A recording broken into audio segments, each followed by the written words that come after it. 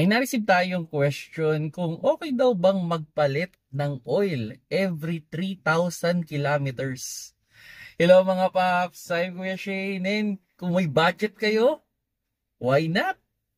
Goods na goods yan, 3,000 kilometers, change oil kayo. Maganda yan kasi syempre pag bago yung oil natin lagi, means mas maganda yung performance na ating sasakyan, pwedeng mas matulin yan, mas fuel efficient kasi yung oil siya yung naglo-lubricate ng mga component natin aside dun sa para hindi mag-overheat. So possible na magtatagal yung inyong sasakyan. Pero syempre, hindi lang dapat kilometers yung i-consider natin. Syempre yung months din, no? Baka nga 3,000 kilometers pero 1 year na yung oil. Wag naman sana.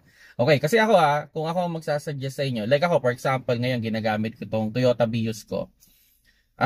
Way back then, nung naka Mitsubishi Mirage ako, ang practice ko talaga is every 5,000 kilometers yung change oil ko using mineral. And now, dito sa aking Toyota Vios, sinubukan ko rin yung ganong sistema. And medyo hindi ako masaya dun sa vibration o sa tunog ng makina.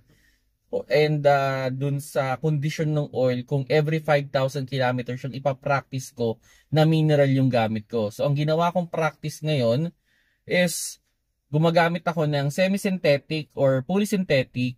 Then, nire-replace ko siya every 5,000 kilometers. So, humanap lang ako ng medyo affordable na fully synthetic, then I change oil it every 5,000 kilometers. Kasi yung 3-cylinder parang okay lang siya dun eh. Pero ito 4-cylinder na kasi itong Vios.